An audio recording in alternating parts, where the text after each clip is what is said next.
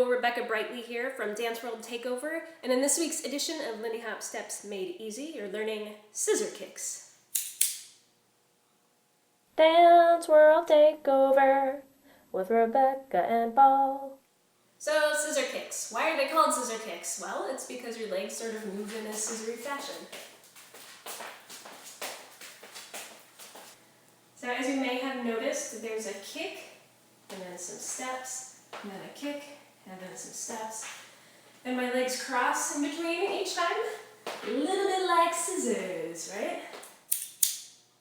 When I learned this move, I spent at least a few hours teaching it to myself after watching it on the dance floor. So hopefully you will learn this move faster than that.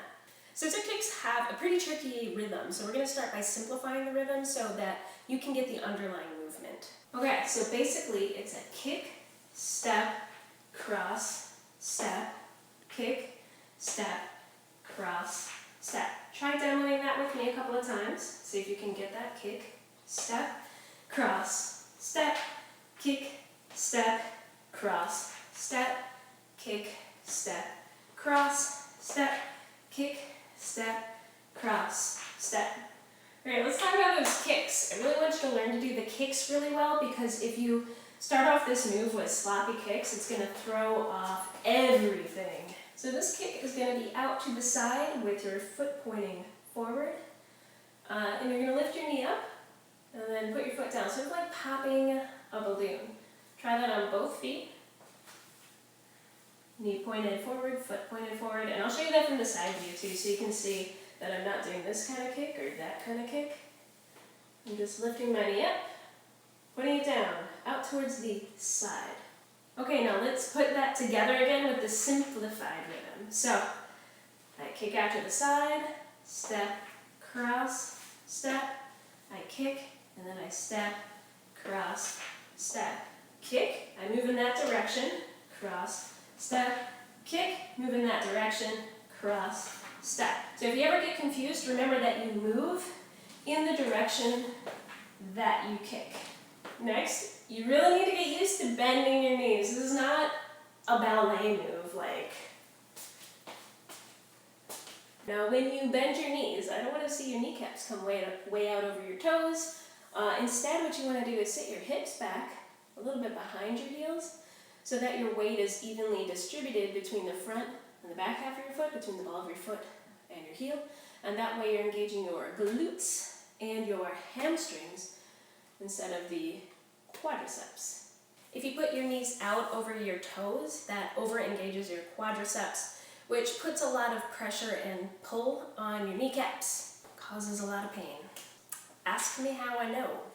So again, with the simplified rhythm and bending your knees.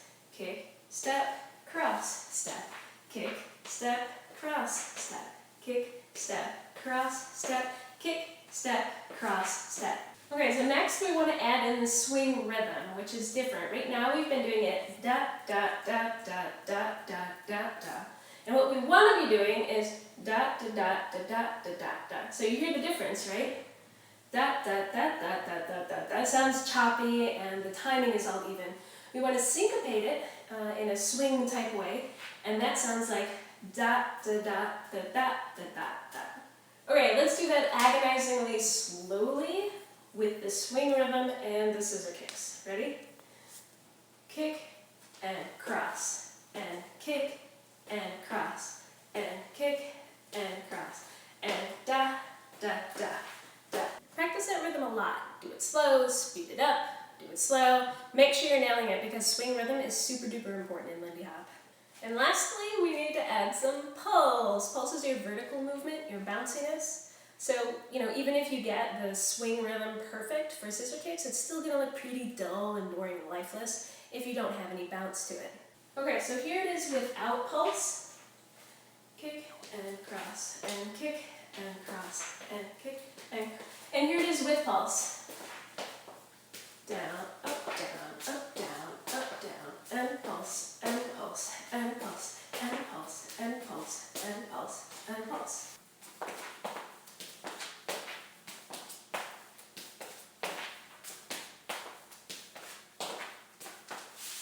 So even if you're working your ass off trying to do these scissor kicks, work really hard to make it look calm and relaxed and easy. Effortlessness is a really key movement style in Lindy Hop. So remember to practice that a whole lot. Next week, come on back, you're gonna learn the half break. It's a part of the Shim Sham routine, which is a super popular solo jazz routine in Lindy Hop. And make sure to stick around for the end of the Lindy Hop Steps Made Easy series, where you're gonna learn a brand new routine that I choreographed. And in the meantime, if you want more fun, challenging, hard, difficult things to work on, you can subscribe to my monthly video challenges at lindymakers.com. Or you can get free weekly dance tips by signing up for my weekly email newsletter at rebeccabrightly.com/hellyes. See you next week. Zee-ga-da-ga-doo-boo-ah. Ba-be-da-ba-boo-da-ba-doo-ba-ba-doo-wow. Remember to practice lots and wave your arms around. Subscribe to my monthly video challenges at lindymakers.com. That one sucked. Cut.